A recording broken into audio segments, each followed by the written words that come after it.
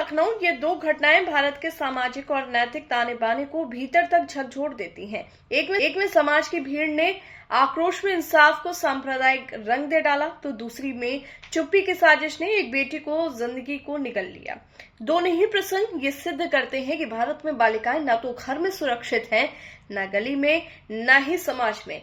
नैनीताल में एक वृद्ध व्यक्ति द्वारा 12 वर्षीय बच्ची का महीनों तक यौन शोषण किया जाना न सिर्फ कानून व्यवस्था की विफलता है, बल्कि ये भी दर्शाता है कि ऐसे अपराधी सामाजिक रूप से निर्बाध कैसे विचरण करते रहते हैं। जब ये खबर सामने आई तो पूरे शहर में गुस्सा फूट पड़ा, लेकिन वो गुस्सा जल्दी ही न्याय की राह छोड़कर सांप्रदायिकता की ओर मुड़ गया।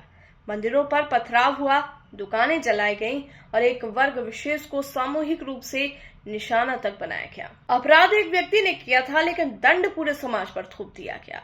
वहीं लखनऊ के पारा क्षेत्र की घटना कहीं अधिक भयावह और मौन है। एक नाबालिग लड़की जिसके साथ उसका अपना भाई महीनों तक शारीरिक शोषण करता रहा, उसके लिए घर, जो एकमात्र आश्रय होना चाहिए था, एक यातना स्थल बन गया। जब उसने माता पिता से शिकायत की तो उन्हें बेटी की पीड़ा नहीं बल्कि अपनी इज्जत की चिंता थी। न्याय की मांग के बदले उसे चुप करा दिया गया और 5 महीने की गर्भवती होते ही उसकी शादी कर दी गई।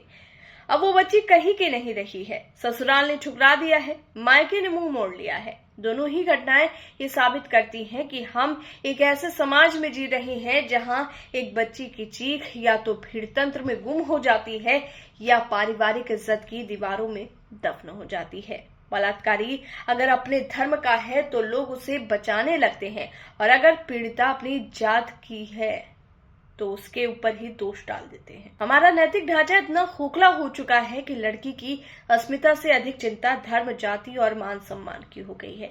इन घटनाओं से ये भी स्पष्ट होता है कि बेटी बचाओ जैसे नारों ने कहीं गहराई से समाज की मानसिकता को नहीं छुआ है। असल बदलाव तब आएगा जब घर में, स्कूल में, समाज में लड़कियों की सुरक्षा को लेकर सजगता आएगी।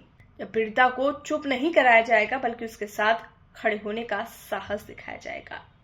जब किसी अपराधी को उसकी पहचान से नहीं, उसके अपराध से आंका जाएगा।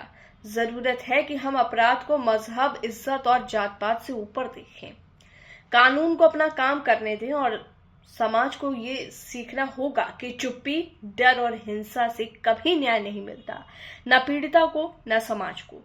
जब तक एक बेटी की चीख पर समाज आंखें बंद करता रहेगा, तब तक हर दरवाजा बंद मिलेगा और हर गली में सन्नाटा होगा।